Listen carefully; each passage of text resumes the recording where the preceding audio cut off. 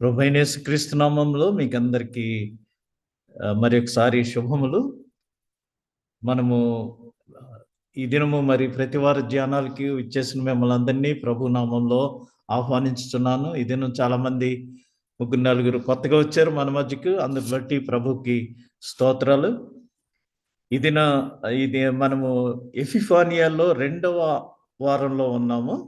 ఎపిఫానియా అంటే అన్యజనులకు దేవుడు ప్రత్యక్షపరచుకున్నట, ఇంట్రడ్యూసింగ్ టు జెంటైల్స్ అనమాట. అన్యజనులకు దేవుడు ప్రత్యక్షపరచుకుంటాం. ఎందుకంటే మొట్టమొదటి గొల్లలు అందరూ వెళ్ళారు, చివరిలో జ్ఞానులు వచ్చారు. జ్ఞానులు వివిధ దేశాల నుంచి వచ్చారు, వాళ్ళు అన్యులు. సో వాళ్ళు దేవుణ్ణి పూజించారు. ఆ తర్వాత ఆయన ఎవరు అనేది సమాజ మందిరంలో లాస్ట్ వీక్ మనము ధ్యానం చేసి ఉన్నాము.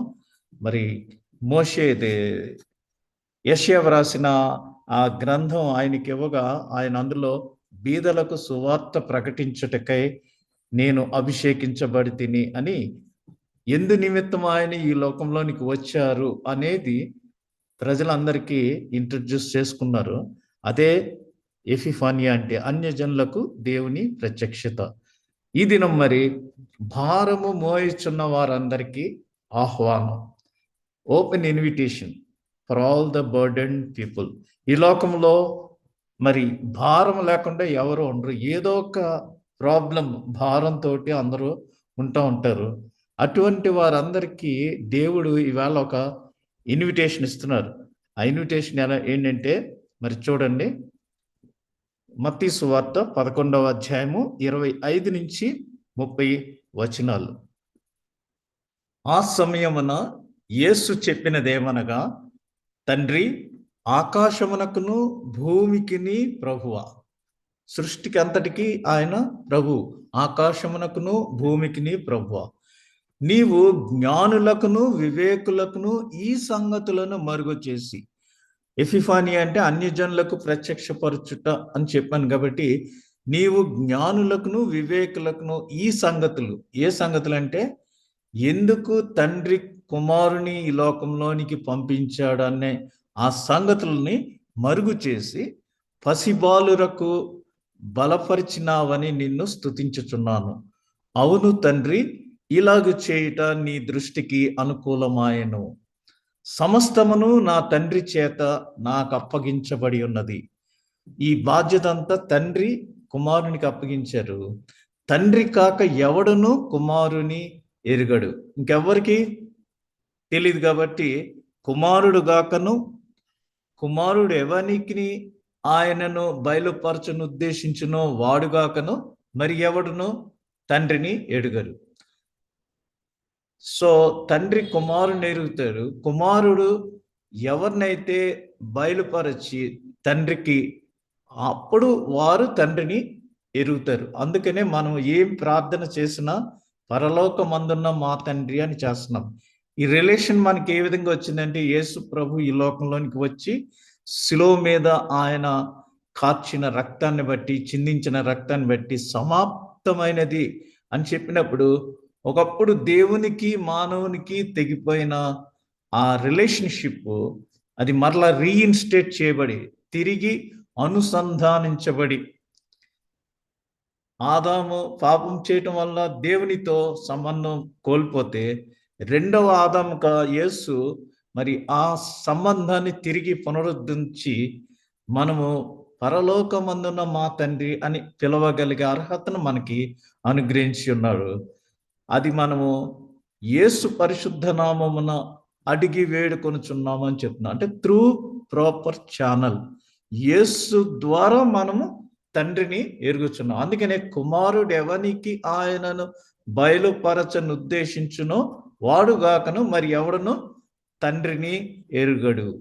ప్రయాసపడి భారము మోసుకొనుచున్న సమస్త జనులారా నా యొద్దకు రండి, నేను మీకు విశ్రాంతి కలుగజేతును.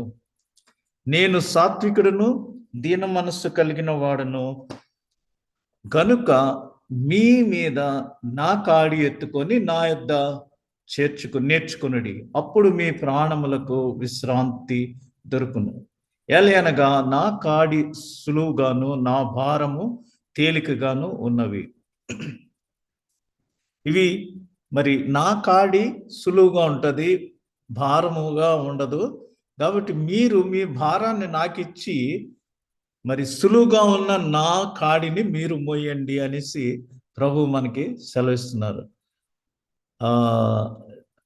నా కుమార్తె డోనా చాలా చిన్న వయసులో ఉన్నప్పుడు మరి వాళ్ళ మమ్మీ బర్త్డేకి డోనా ఎక్స్ప్లెయిన్ చేసింది. రియల్గా ఒక ఐటమ్ భుజం మీద పెట్టుకుని, take this, give it to Jesus, ఇది అప్పుడు నీకు చాలా తేలిగ్గా ఉంటుందని ఎక్స్ప్లెయిన్ చేస్తూ చేసింది. అది ఇప్పటికీ మరి వాళ్ళ మమ్మీ ఫేస్బుక్లో పెట్టి ఉంచింది.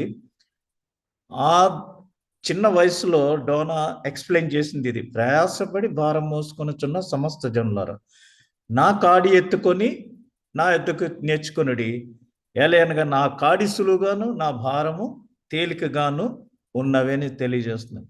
ఇక్కడ మనం చూస్తే యేసు ప్రభు ఈ లోకంలోనికి వచ్చి ఆయన పరిచర్య ప్రారంభించినప్పుడు అక్కడున్న పెద్దలు, మరి ఆ ఏరియాలో ఉన్న శాస్త్రులు, పరిసయ్యులు, ఇటువంటి మత పెద్దలు వీళ్ళంతా కూడా యోహాను మరియు యేసుపై వారు తిరుగుబాటు చేశారు. ఎందుకు తిరుగుబాటు చేశారంటే, వారికి ఉన్న జ్ఞానము మరియు ఆధ్యాత్మికను బట్టి వారు గర్వించువారు, వినయము మరియు నిజాయితీ ఉన్న చిన్న పిల్లలుగా వారు మారరు. ఎందుకంటే వారు ధర్మశాస్త్రాన్ని మేము స్టడీ చేస్తున్నాము, మాకు అన్నీ తెలుసు, ఆధ్యాత్మికతలో మేము చాలా ముందుగా ఉన్నామని చాలా సెల్ఫ్ ప్రిజుడిస్, గర్వించేవారుగా ఉంటారు. కాబట్టి వారిలో చిన్నపిల్లల్లాగా నిజాయితీగా ఉండే వినయ మనస్సు వారికి లేదు, వారు మారరు. అందుకనే ఈ శాస్త్రులు, ఈ పెద్దలకి స్టిఫ్ నెక్డ్ పీపుల్ అంటారు. అనగా మెడ వంచని జనాంగము, ఎక్కడ కూడా ఫ్లెక్సిబిలిటీ అనేది లేకుండా బిహేవ్ చేస్తుంటారు. అందుకనే మత్తయి సువార్త అదే అధ్యాయంలో 16వ వచనంలో, ఈ తరము వారిని దేనితో పోల్చుదును, సంత వీధులలో కూర్చొని ఉండి మీకు పిల్లని గ్రోవి ఊదితిమి గాని మీరు నాట్యమాడరైతిరి, ప్రలాపించితిమి గాని మీరు రొమ్ము కొట్టుకొన రైతిరి అని తమ చిలికాండ్రతో చెప్పి పిలుపులాడుకొను పిల్లకాయలను పోలి ఉన్నారు. చేత దేవుడు వారిని ఆ పిల్లకాయలతో పోలి ఉన్నారు. ఈ రోజుల్లో మనం చూస్తే మరి పిల్లని గ్రోవ్ ఊదితే ఈవెన్ పామైనా వచ్చి నాట్యం చేస్తుంది బోర్ ఊదితే. కానీ వీళ్ళకి ఆ పిల్లని గ్రోవ్ ఊదినప్పుడు నో యాక్షన్, నాట్యం ఏం చేయలేదు. ప్రలాపించి ఏడుస్తున్న వారు రొమ్ము కొట్టుకోలేదు. అందుచేత వీరిని పిలుపులాడుకొను పిల్లకాయలను పోలి ఉన్నారని చెప్తున్నాడు. యోహాను తినకయు త్రాగకయు వచ్చాను, ఎందుకంటే యోహాను నాజీర్ చేయబడ్డాడు, దేవునిచే మరి ప్రత్యేకించబడినాడు. అందుచేత వీడు దయ్యము పట్టిన వాడని వారు అనుకుంటున్నారు. అధిక జ్ఞానం అయిపోయి వారు యోహాను ఓన్లీ అడవి తేనె, మిడతలు ఇవన్నీ తినటం వల్ల వీడు తినకయు త్రాగకు వచ్చెను గనుక వీడు దయ్యము పట్టిన వాడని వారు అనుచున్నారు. అయితే మనుష్య కుమారుడు తినుచును త్రాగుచును వచ్చెను గనుక ఇదిగో వీడు తిండిబోతును, మద్యపానీయు, సుంకర్లను, పాపులను స్నేహితుడని వారు అనుచున్నారు. యేసు ప్రభు మరి అందరితోటి చక్కగా మింగిలయ్యారు. పాపుల దగ్గరికి వెళ్ళారు, సుంకర్ల దగ్గరికి. సుంకర్లు అంటే ట్యాక్స్ కలెక్టర్స్. ఆ రోజుల్లో వాళ్ళని చాలా హీనంగా చూసేవారు.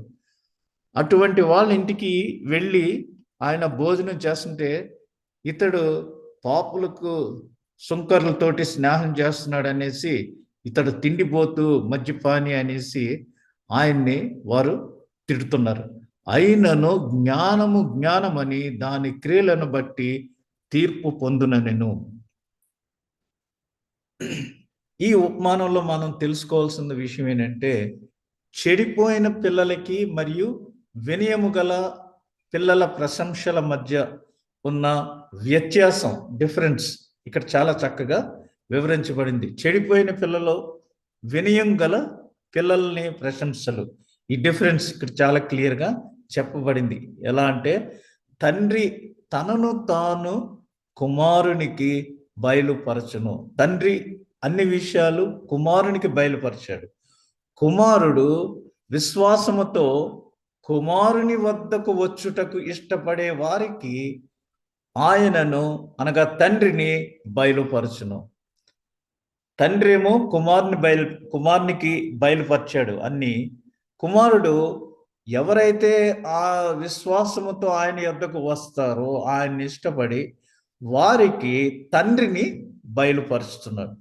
ఈ ఆదేశాలు పాపుల బాధ్యత మరియు తండ్రి సార్వభౌమాధికారం, ఈ రెండింటిని మనకి ఇక్కడ సూచించుతున్నవి. ఎలా అంటే నశించిన దానిని వెతికి రక్షించడానికి మనుష్య కుమారుడు ఈ లోకంలోనికి వచ్చెను. పాపులపై మరి దేవునికి కలిగిన ప్రబలమైన దయను అని మనం క్రిస్మస్ పాటలో పాడుతున్నాం. పాపుల మీద ఆయనకున్న ఆ కన్సర్న్, ఎందుకంటే మనం ఇంకనూ పాపులమై ఉండగా దేవుడు మనలను ప్రేమించి తన స్వకీయ కుమారుని మన కొరకు అనుగ్రహించనని యోహాను పత్రికలో ఉంటుంది. కాబట్టి ఆయనకున్న తండ్రి సార్వభౌమాధికారం, ఆ కంప్లీట్ 90% 50% కాదు, కంప్లీట్ అధికారం. ఈ రోజుల్లో మనం స్వాతంత్ర దినోత్సవం అది ఇది అని చేసుకుంటూ ఉంటాం. అక్కడ ఏమైందంటే మనకి 47వ సంవత్సరంలో 1947వ సంవత్సరంలో స్వాతంత్ర్యం వచ్చిన రిపబ్లిక్ డే తర్వాత వచ్చింది. అంటే అప్పటి వరకు అది స్వాతంత్రం వచ్చినట్టు వచ్చింది కానీ యాక్షన్లోకి రాలేదు. ఈ రోజుల్లో చూస్తే అత్తలు కూడా కోడలు రాగానే అమ్మ నేను ముసల్దాన్ని అయిపోయాను, నా వల్ల ఇంకేం కాదు, అంతా నువ్వే చూసుకోవాలి, అన్నీ నువ్వే చేయాలని ముందు పెట్టి వాళ్ళని ఎంకరేజ్ చేసినట్టుగా పైకేమో బిల్డప్ ఇస్తారు. అయితే ఆమె బొడ్డుకు ఉన్న ఆ తాళాల గుర్తు మాత్రం కోడలికి ఇవ్వదు. ఇక్కడ దేవుడు అలా కాదు, సార్వభౌమాధికారం, కంప్లీట్ ఆ అధికారం అంతా కూడా సంపూర్ణమైన అధికారం. భౌమాధికారం అంటే మరి కంప్లీట్ అధికారం. దేవుడు పాపుల బాధ్యత ఈ రెండు కూడా ఇచ్చినట్టుగా మనము గమనించవచ్చు. ఇక్కడ 3 ఆదేశాలు ఈ ఆహ్వానాన్ని మనకి సంగ్రహిస్తున్నాయి. బ్రీఫ్గా మనం చూస్తే 3 ఆహ్వానాలు. 1, రండి, కమ్. ఇక్కడ పరిసయ్యులందరూ కూడా మరి ప్రజలు మోషే మరియు సాంప్రదాయములను అనుసరించేలా ప్రజలపై భారం మోపిరి. యేసు ప్రభు వచ్చిన ఆ కాలంలో దేవుడు మోషే ద్వారా దేవుడు అబ్రహాంతో నిబంధన చేశాడు. నీకును నాకును మధ్య నిబంధనగా నీవు సున్నతి చేయించుకో, నీ తరము అందరికీ సున్నతి చేయించని. అది అబ్రహాంతో దేవుడు చేసిన నిబంధన. అదేవిధంగా మోషే ద్వారా తన ప్రజలను విడుదల చేసి బానిసత్వంలో నుంచి ధర్మశాస్త్రాన్ని మనకి అనుగ్రహించారు. అయితే ఆ ధర్మశాస్త్ర సంప్రదాయములను అనుసరించేలా ప్రజలపై భారము మోపిరి ఈ పరిసయ్యులందరూ. ఆ సమయంలో యేసు ప్రభు మరి మనము ఆ ధర్మశాస్త్ర సంబంధమైన ఆ యొక్క శిక్ష నుంచి తప్పించబడటానికి ఆయన నిజమైన రక్షణ ఒక వ్యక్తి యేసుక్రీస్తులో మాత్రమే కనుగొనబడుచున్నది. అనగా మెస్సీ వస్తాడు, మన పాపముల నుంచి ఆయన రక్షిస్తాడు, మనకి విడుదల చేస్తాడు, ఈ సాతాను శక్తుల నుంచి మనల్ని విడుదల చేస్తాడు, బంధకంలో ఉన్న మనలందరినీ విడిపిస్తాడని వారు గ్రంథాలని పరిశోధిస్తున్న సమయంలో యేసు ప్రభు ఈ లోకంలోనికి వచ్చారు. ఆయన మరి ప్రజలపై ఉన్న ఆ భారాన్ని తీసివేయడానికి వచ్చారు. కాబట్టి ఆయన దగ్గరకు వచ్చుట అనగా ఆయనను నమ్ముట, ఆయన యందు విశ్వాసం ఉంచుట. అలసిపోయి మరియు భారముతో ఉన్న వారికి ఈ ఆహ్వానము తెరవబడుచున్నది. ఈ అందరికీ ఇట్స్ ఎన్ ఓపెన్ ఇన్విటేషన్. ఎవరైతే భారంతో ఉన్నారో, భారంతో నలిగిపోతున్నారో వారు నా యొద్దకు రండి, నేను మీ భారాన్ని తీసుకొని మిమ్మల్ని ఫ్రీ చేస్తాను అని ప్రభువు ఈ దినము మనలందరినీ ఆహ్వానించుచున్నాడు. ఈ లోకంలో మనం అందరికీ రకరకాలైన భారాలు ఉన్నాయి.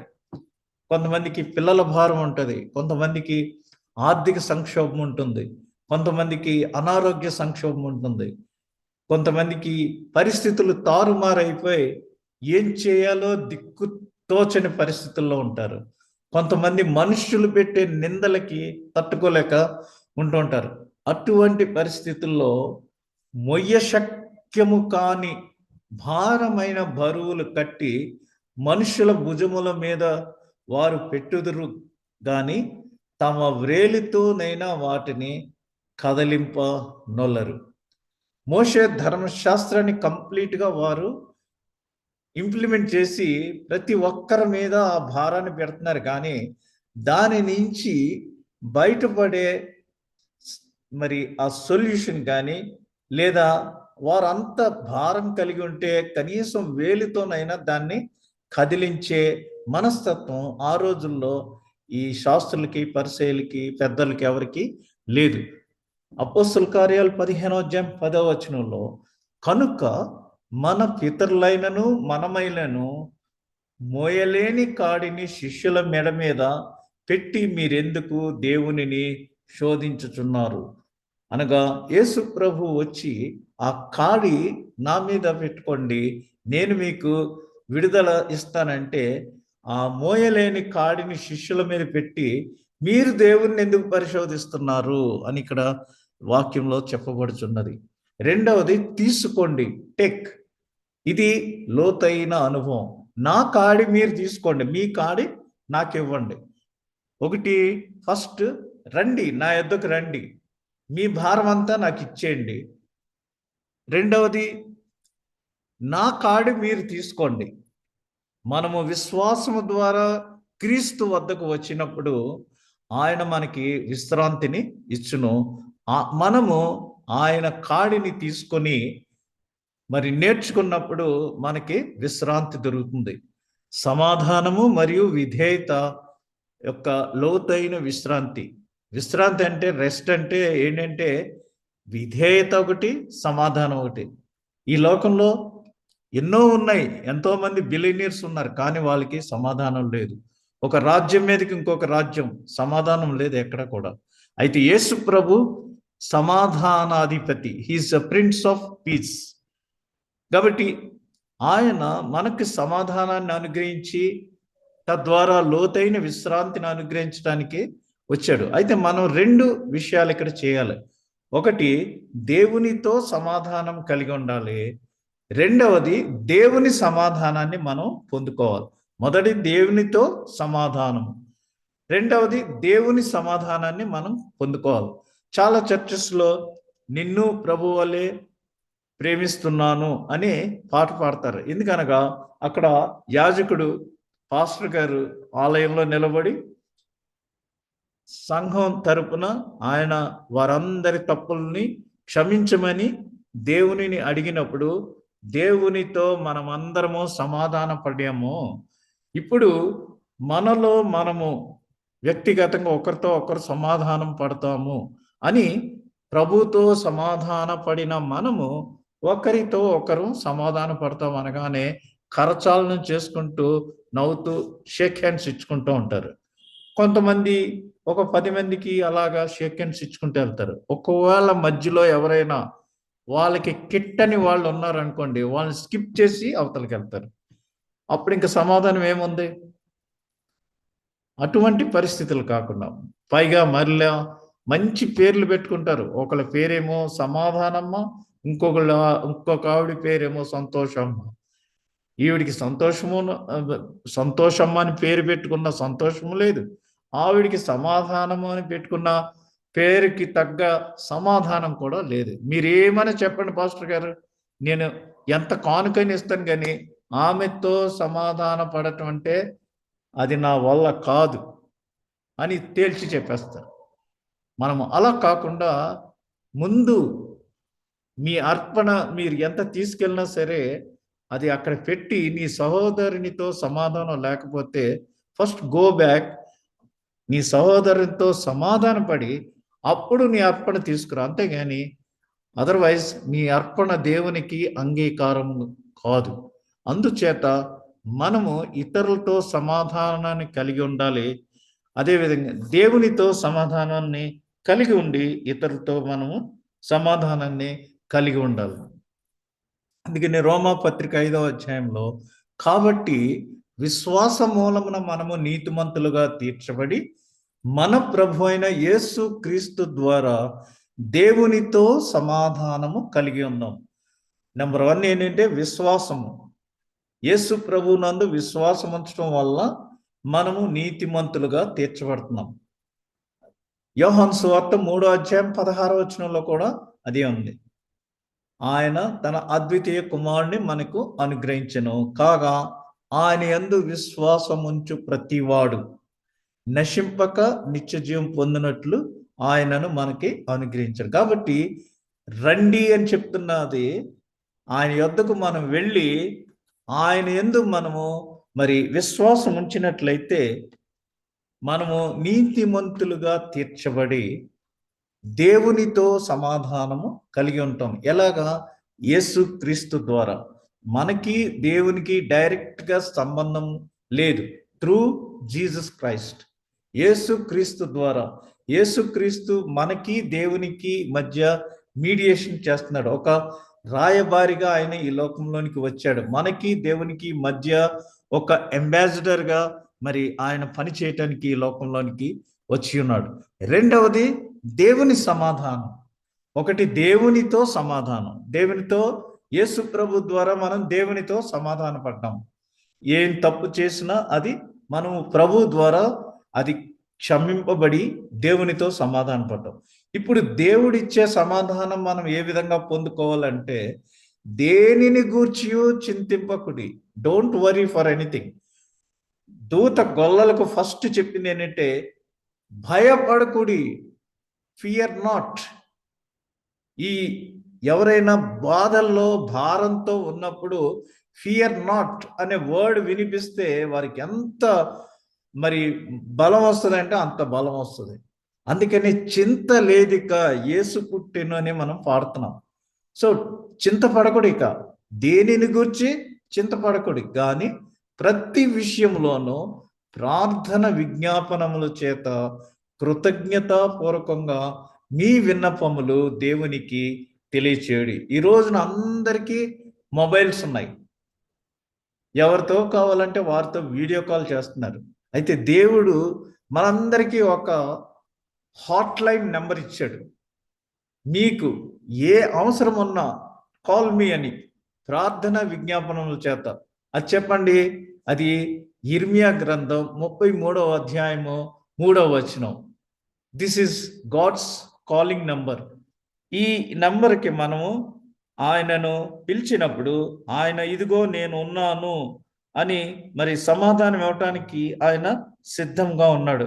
ఇర్మియా గ్రంథం 33వ అధ్యాయము 3వ వచనం ఏమనుంది? Call to me and I will answer you and show you great and mighty things which you do not know. నువ్వు ఊహించినవి, నీకు తెలియనివి గొప్ప సంగతులు నేను నీకు తెలియజేస్తాను. ఎప్పుడు? నీవు నన్ను పిలిచినప్పుడు నేను నీకు ఉత్తరం ఇచ్చేదను అనేసి ప్రభు మనకు సెలవిచ్చుచున్నాడు. అలా చేసినప్పుడు మనము కృతజ్ఞతలు ప్రతి విషయంలోనూ గివ్ థ్యాంక్స్ టు గాడ్. అందుకనే నవంబర్ 3వ గురువారము థ్యాంక్స్ గివింగ్ డే కింద ఆచరించటం పాశ్చాత్య సంస్కృతిలో ఒక భాగం.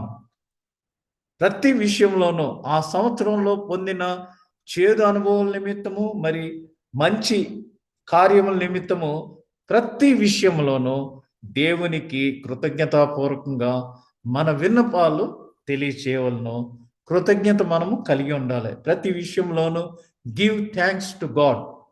అప్పుడు అలా చేసినప్పుడు సమస్త జ్ఞానమునకు మించిన దేవుని సమాధానం.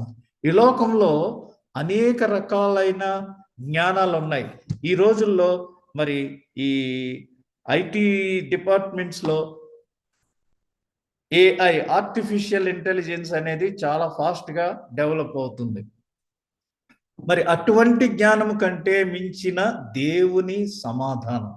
ఎన్నో రకాల జ్ఞానాలు ఉన్నాయి, ఎన్నో రకాలైన సమాధానాలు ఉన్నాయి. కొంతమందికి మూడ్ బాగోపోతే సినిమాకి వెళ్తారు, కొంతమందికి మూడ్ బాగోపోతే మత్తు పానీయాలు లేదా మద్యాన్ని సేవిస్తారు. అది సేవించినంతసేపు శాంతిగా ఉంటుంది, ఆ తర్వాత మళ్ళీ హెడేక్ స్టార్ట్ అవుతుంది. ఇక్కడ అట్లా కాదు. దేవుని సమస్త జ్ఞానమునకు మించిన దేవుని సమాధానం యేసు క్రీస్తు వలన మన హృదయములకును మన తలంపులకును కావలి ఉండును. మనకి ఏ విధమైన చింతలు, ఏ విధమైన డిప్రెషన్స్, వరీస్ ఏమీ లేకుండా యేసు క్రీస్తు వలన మీ హృదయములకును మీ తలంపులకును కావలి ఉండును అనేసి ఇక్కడ చెప్పబడుతుంది.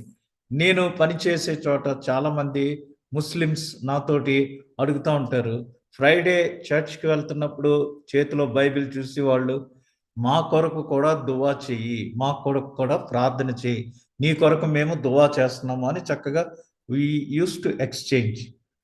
అదేవిధంగా పనిచేసే చోట మీకు తెలుసు కదా, బుర్కా వేసుకున్న స్త్రీలు కొంతమంది ఉంటారు, హిజాబ్ వేసుకున్న స్త్రీలు కొంతమంది ఉంటారు. వారు కూడా అప్పుడప్పుడు ఈ విషయంలో చక్కగా వారు స్పందిస్తూ ఉంటారు. వారు ఇద్దరు లేడీస్ నన్ను ఒకసారి అడిగారు, నువ్వెప్పుడు చూసినా హ్యాపీగా ఉంటావు, వాట్ ఈస్ ద సీక్రెట్, నీకేం ప్రాబ్లం ఉండదా అని. అప్పుడు నేను చెప్పాను, అందరికిలానే నాకు ఉంటాయి చాలా ప్రాబ్లమ్స్, నాకే సమస్య వచ్చినా నేను అది వెంటనే మా దేవునికి నేను ఇన్ఫార్మ్ చేసేస్తాను, then I will be relieved from that problem. ఆ చీకు చింత నుంచి నేను మరి విడుదల పొందుతాను అన్నప్పుడు వాళ్ళు ఎలా ఇన్ఫార్మ్ చేయాలనేసి నన్ను క్వశ్చన్ అడిగారు. That is the time I have to utilise. ఎందుకంటే నేను సువార్త చెప్తాను అని పెద్ద బైబిల్ పట్టుకుని మరి పాటలు పాడుతూ రోడ్ల మీద తిరిగితే అది వాళ్ళు అంగీకరించరు, అది వారికి ఇష్టం కాదు. నెక్స్ట్ స్లైడ్లో మనం చూస్తాం. అయితే ఈ విధంగా వ్యక్తిగతంగా డిస్కషన్లో ఎప్పుడైనా మనల్ని వారు అడిగినప్పుడు అప్పుడు మనము వారిని కరెక్ట్గా ఎడ్యుకేట్ చేయవలసిన బాధ్యత ఉన్నది. యేసు ప్రభు సమరయ స్త్రీకి ఒంటరిగా ఉన్నప్పుడు ఏ విధంగా చెప్పాడు, ఆమె వెళ్ళి ఆ ఊరినందరినీ లాక్కొచ్చింది, ఒక్క ఆమెకే ఆయన సువార్త ప్రకటించారు. అప్పుడు నేను వారికి చెప్పాను, ఏముంది, ప్రార్థన ద్వారా నాకున్న అవసరాలు అన్ని ప్రాబ్లమ్స్ అన్ని చెప్పేస్తాను, దెన్ నాకు మనశ్శాంతిగా ఉంటుంది అని చెప్పినప్పుడు ప్రార్థన ఎలా చేయాలని అడిగారు. అప్పుడు చెప్పాను, you have to address to our father in heaven, పరలోకమందున్న మా తండ్రి అని ఆయనను అడ్రస్ చేసి మన అవసరాలన్నీ తెలియజేసి, ఇది యేసు నామమున నేను నిన్ను అడుగుతున్నాను, త్రూ జీసస్ ఐఎమ్ ఆస్కింగ్ అని చెప్పినప్పుడు మన ప్రార్థనలు తండ్రి వద్దకు చేరతాయి. ఆయన మనకు మరి జవాబులు అనుగ్రహించడానికి సిద్ధముగా ఉన్నాడని చెప్పినప్పుడు కొంతమంది వారు ట్రై చేశారు. ఆ రోజున మరి కాడి పట్టటం అంటే శిష్యుడిగా మారటం, నా కాడి మోయండి, నా సిలువను ఎత్తుకోండి అంటే ఆయనకు శిష్యులుగా మనము మారటం. యేసు ప్రభు ఏం చెప్పాడు, ఆయన పరలోకానికి వెళ్ళిపోతూ తండ్రి నాకు ఏ అధికారాన్ని అయితే ఇచ్చాడో పరలోకమందును భూమి మీదను నాకున్న సర్వాధికారము మీకు నేను ఇస్తున్నాను, మీరు సమస్త దేశాలకు వెళ్ళి మరి అనేక మందికి నేను మీకు ఏమైతే చెప్పానో ఆ సంగతులన్నీ మీరు బోధించి టీచ్ దెమ్. వారు అప్పుడు విన్నప్పుడు వారిని నా శిష్యులుగా చేయండి. డిసైపుల్షిప్ అంటారు దీన్ని. అనగా కేవలం ఉపన్యసించటమే కాదు, ఈ రోజుల్లో మాస్ ఎవాంజలిజం ఎక్కువైపోతుంది. ఉజ్జీవ సభలు అంటున్నారు, అది అంటున్నారు, ఇది అంటున్నారు, ఇన్ని వేల మంది వచ్చేసారు అది అంటున్నారు. అందులో ఎంతమంది శిష్యులుగా మారారు అనేది కావాలి, ఎంతమంది వచ్చారు అనేది కాదు మనకు కావాల్సింది, ఎంతమంది కాడి మోయటానికి ఆయనకు శిష్యులుగా మారారనేది ముఖ్యం. మనము క్రీస్తుకు సమర్పించుకున్నప్పుడు, when we dedicate ourselves to Christ, మనము ఆయన కాడిగా చేయబడతాం. కాడి, యోక్. ఎద్దుల బళ్ళకి యోక్ కాడి ఉంటుంది కదా, ఆ కాడి వాటి భుజం మీద వేయబడుతుంది, మెడ మీద. అవి లాక్కెళ్తుంటాయి. కాబట్టి ఇది అప్పుడు మనము మరి మనల్ని మనం సమర్పించుకున్నప్పుడు అది చాలా సులభము అనే పదానికి అర్థం ఏంటంటే బాగా సరిపోయేది అని అర్థం. కాబట్టి మన జీవితములకు, మన అవసరతలకు తగినట్లుగా తయారు చేయబడిన కాడి ఆయన యొద్ద ఉన్నది. అందరికీ ఉన్న సమస్యలకు తగిన విధంగా ఆ టైప్ కాడి ఆయన దగ్గర ఉంది. ఆయన చిత్తం చొప్పున చేయుట అది భారము కాదు. ఇట్స్ సింపుల్ థింగ్ ఏంటంటే, ఎవరైతే నా యందు విశ్వాసం ఉంచుతారో, కేవలము నమ్ముకొనిన మరి ధవళేశ్వరం బ్యారేజ్ ప్రాజెక్టులో పనిచేస్తూ ప్రభువును అంగీకరించినటువంటి గొల్లపల్లి నతానియేలు బాప్తిస్మం తీసుకున్నాక కాటన్ దర్గారి దగ్గర అతడు మురమండ, మురారి అనే ప్రాంతాల్లో సువార్త ప్రకటిస్తూ వెళ్తే, నీకెంత ధైర్యము, మా ఏరియాకే వచ్చి నువ్వు సువార్త చెప్తావా అనేసి ఆయన్ని చెట్టుకు కట్టి చితకబాదినప్పుడు ఆయన అప్పుడు పాడుతున్నాడు, దేవుని ప్రేమ ఇదిగో జనులార భావంబు నన్ను తెలియరే. నేను ఏం చెప్తున్నానో మీకు అర్థం అవట్లేదు. కేవలము నమ్ముకుంటే చాలు, పరలోక రాజ్యము మనదవుతుంది అని చెప్పినప్పుడు సాయంత్రానికి ఇంత గట్టిగా కొడితే ఏటి చక్కగా హ్యాపీగా పాట పాడుతున్నాడని కొంతమంది ఆయన కట్లు విప్పి ఆయన చెప్పింది విని దేవుణ్ణి అంగీకరించారు. కాబట్టి ఎవరి సమస్యలకు తగ్గట్టుగా సూట్ అయ్యే కాడి ఆయన దగ్గర ఉంది. మన కాడి ఆయనకిచ్చి ఆయన కాడి మనము మోయటం చాలా ఈజీ. ఆయన చిత్తం చొప్పున చేయటాది మనకి పెద్ద భారము కాదు. ఎందుకంటే ఈ రోజుల్లో మనం చూస్తే అందరూ చర్చ్కి వెళ్తాము, వాక్యం వింటాము, అన్నీ వింటాము, కానీ దాన్ని ఇంప్లిమెంట్ చేసేటాన్ని దగ్గరికి వచ్చేటప్పటికి తేడా వస్తుంది. డాక్టర్ దగ్గరికి వెళ్ళాము, ఆయన ప్రిస్క్రిప్షన్ చేసిన ప్రకారంగా మందులు తీసుకున్నాము. ఆ మందుల్ని మనము వాడితేనే మనము మరి రికవర్ అవుతాం. అంతేగాని ప్రిస్క్రిప్షన్ తీసుకున్నాను, మందులు కొన్నాను, నేను అవి వేసుకోనంటే మాకు ఫాయిదా, దానివల్ల ఏమీ ఉపయోగం లేదు. కాబట్టి మనము ఆయన ఆజ్ఞలను గైకొనుటయే దేవునిని ప్రేమించటం. నువ్వంటే నాకు చాలా ప్రేమ అని చెప్తాము, కానీ వారికి ఎటువంటి సహాయము చేయకపోతే ఆ ప్రేమ వ్యర్థము. నీవు దేవదూతల భాషలతో మాట్లాడినా, ఎన్నో వరాలున్నా, ప్రేమ లేని వాడవైతే వట్టి వాడవే, యూస్లెస్. కాబట్టి నీ ప్రేమను వ్యక్తపరచటానికి మరి ఆయన ఆజ్ఞలను గైకొనాలి. నీవు ఎవరినైనా ప్రేమిస్తున్నావు అంటే దానికి మరి తగిన ఫలితం చూపించాలి. ప్రార్థించే పెదవుల కన్నా సహాయం చేసే చేతులు గొప్పవి అన్నారు. ఇప్పుడు ఎవరైనా కష్టంలో ఉండి వచ్చి, అయ్యా ఈ ప్రాబ్లం నాకంటే, ప్రార్థన చేస్తాంలే బాబు అంటారు, కానీ ప్రేమతో ఏ విధమైన చెయ్యి గుప్పలి విప్పరు. ఇది క్రైస్తవులుగా మనము చేస్తున్న పనులు. కష్టంలో ఉన్న వాడికి మనము మరి సహాయం చేయటమే దేవునిని ప్రేమించుట. నా పేరిట గ్లాసుడు మంచినీళ్ళు ఇచ్చిన దానికి తగిన దీవెనలు మీకు వస్తాయి అనేసి ప్రభు చెప్తున్నారు. ఆయన ఆజ్ఞలు భారమైనవి కాదు. మోషే ధర్మశాస్త్ర సంబంధమైన ఆ ఆజ్ఞలు కంటే మరి ఈయన ఆజ్ఞలు భారమైనవి కాదు. అది చాలా క్రిటికల్.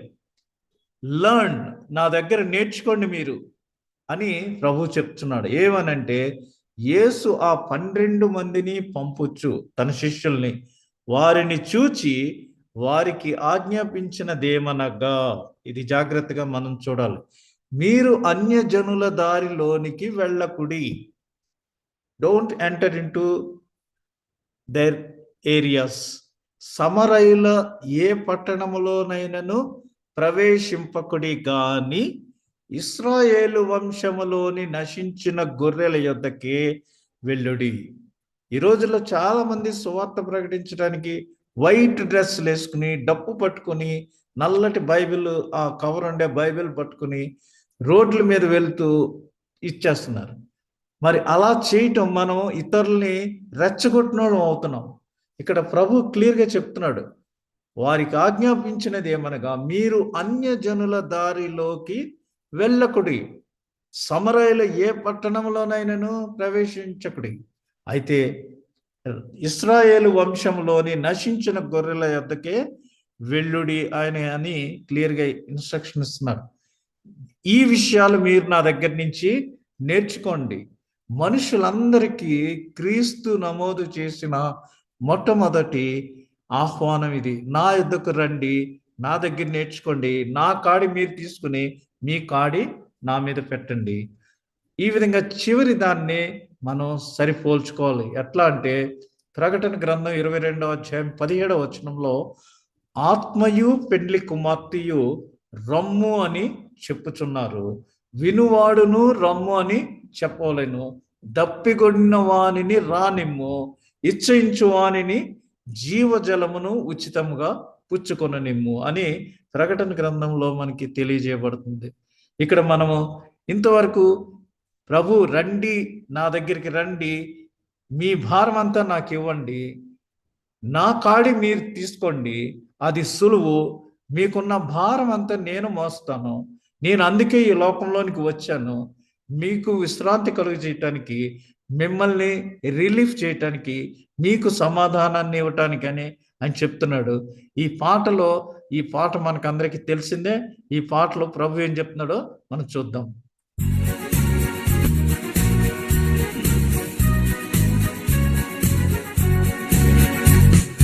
రండి రండి యేసుని యొద్దకు రమ్మనుచున్నాడు,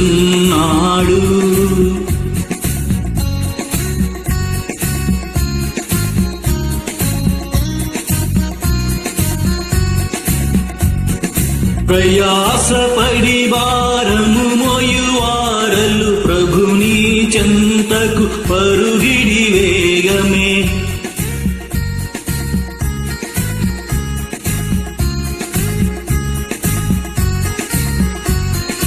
రండి రండి యేసుని యొద్దకు రమ్మనుచున్నాడు,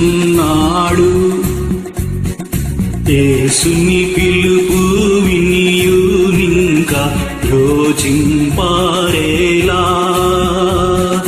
యేసుని పిలుపు వినియు నింకా యోచింపారేలా, అవనిలో అగచాట్ల పాలైన అబ్బదు శాంతి ఆత్మకు నిలలో, అవనిలో అగచాట్ల పాలైన అబ్బదు శాంతి ఆత్మకు నిలలో. రండి రండి యేసుని యొద్దకు రమ్మనుచున్నాడు.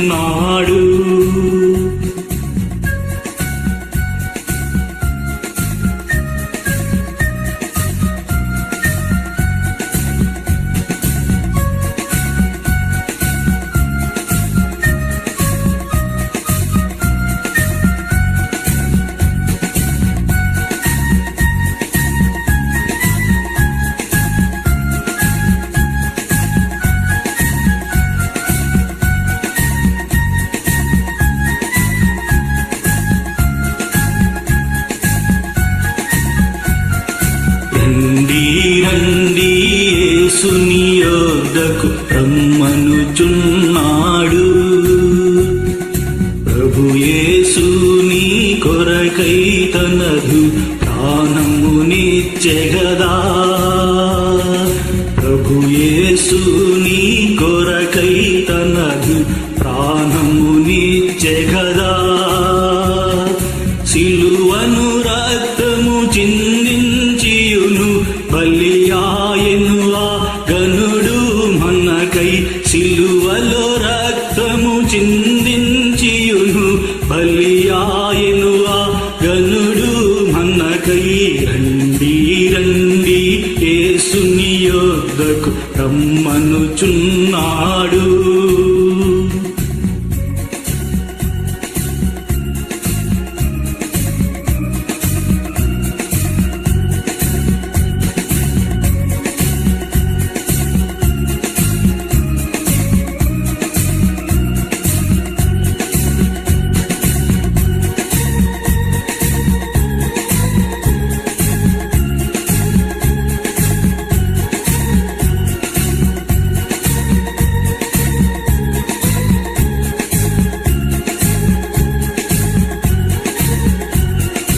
రండి రండి యేసుని యొద్దకు రమ్మనుచున్నాడు.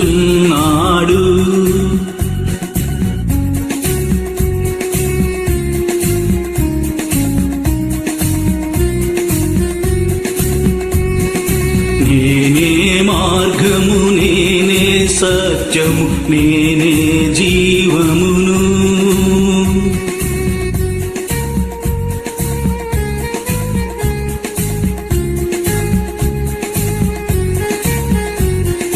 నేనేగాకింకెవ్వరు లేరని ఎంచి చెప్పిన యేసుని యొద్దకు రండి రండి యేసుని యొద్దకు రమ్మనుచున్నాడు.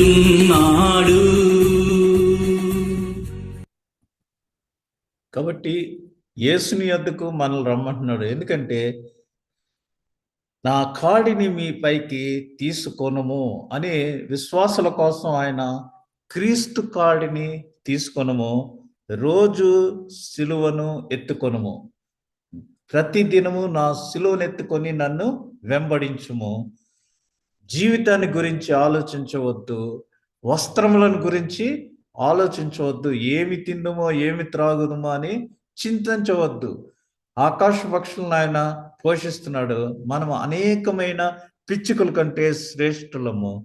పరిశుద్ధ సంస్కారాన్ని మన పాపములను ఒప్పుకొని ప్రభుతో కలిసి మనము భోజనం చేద్దాం. ఎందుకంటే ఆయన మోషే ధర్మశాస్త్రాన్ని మరి రివైజ్ చేసి నూతన నిబంధనను మనకి ఆయన రక్తము ద్వారా, నా రక్తము వల్లనైనా నూతన నిబంధనను, he gave a new covenant, new will.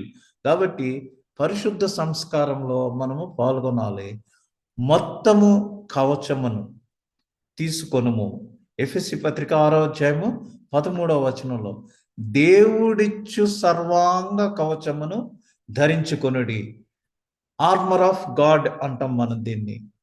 Armour of God అంటే దేవుడిచ్చు సర్వాంగ కవచం, అంటే రక్షణ అనే శిరస్త్రాణము, వాక్యం అనే రెండంచుల పదును గల ఖడ్గము, పాదములకు మరి చెప్పులు, అదేవిధంగా మనకు ఎదురుగా దెబ్బలాడటానికి చెస్ట్ ప్లేట్ మరియు డాల్, ఇవన్నీ కూడా దేవుడు అనుగ్రహించుచున్న సర్వాంగ కవచము.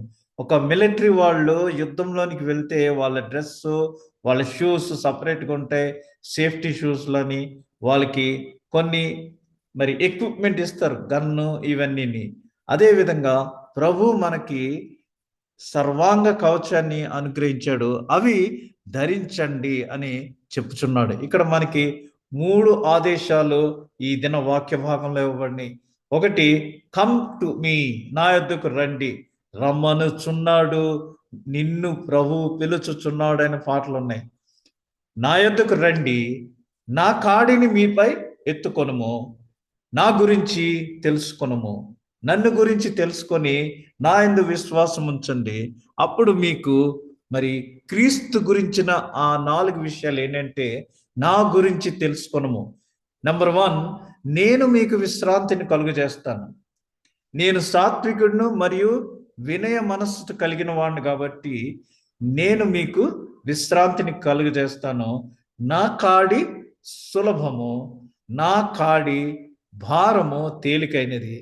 మన కాడి వచ్చి చాలా హెవీగా ఉంది, ఆయన కాడి వచ్చి తేలికగా ఉంది. ఒక్కొక్కసారి మా అందరం కలిసి వెళ్తున్నప్పుడు మనం ఏదైనా మోయలేకపోతే, అరే నాకు ఇచ్చి ఇది నువ్వు ఇది తీసుకో, ఇది తేలిగ్గా ఉంటుంది అని చెప్తున్నాడు. ఇక్కడ ప్రభువే మనకి చెప్తున్నాడు, నా కాడి భారము తేలికైనది కాబట్టి మీరు మోయండి అనేసి.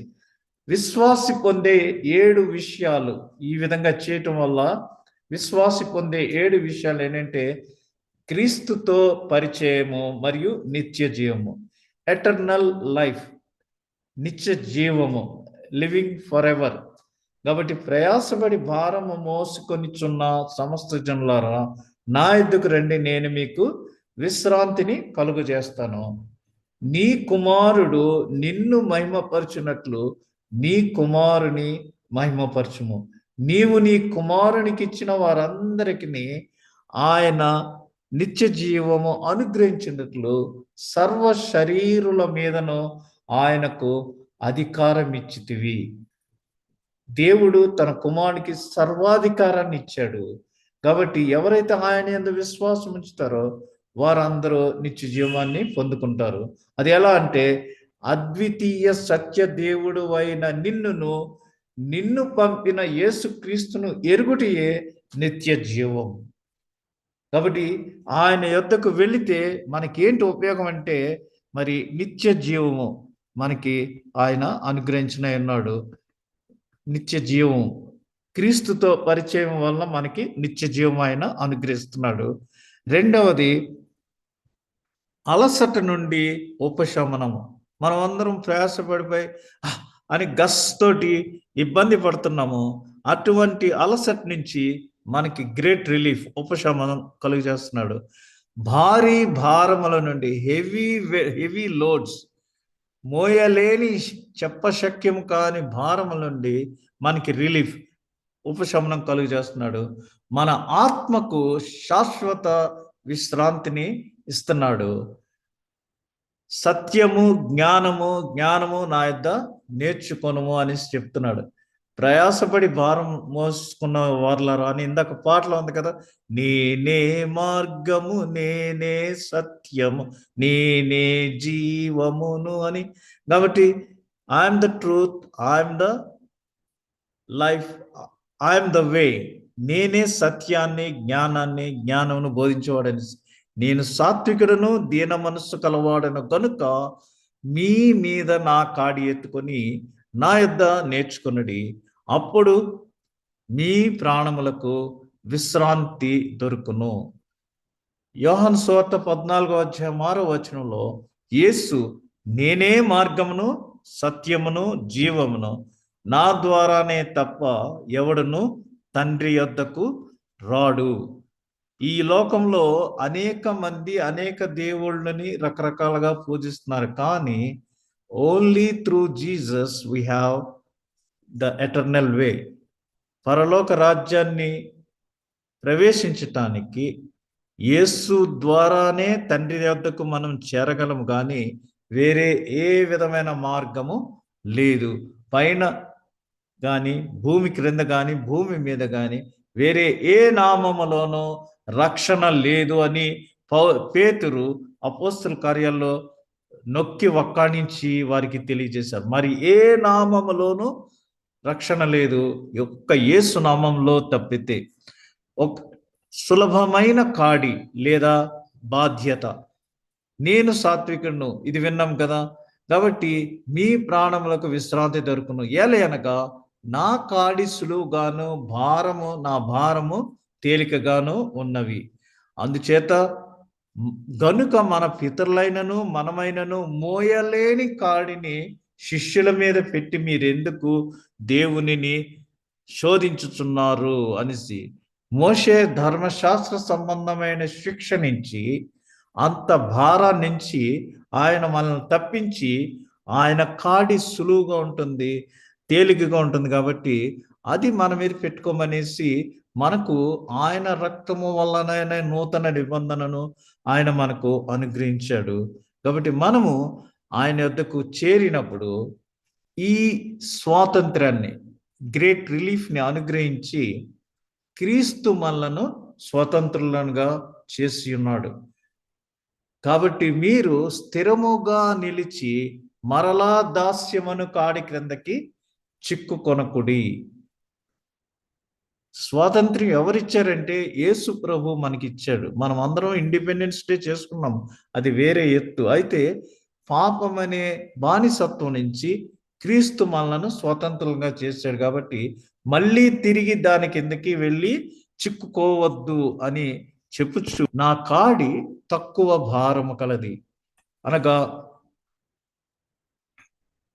నా కాడి తక్కువ భారము కలది, ఏలయనగా నా కాడి సులువుగాను నా భారము తేలికగాను ఉన్నవి.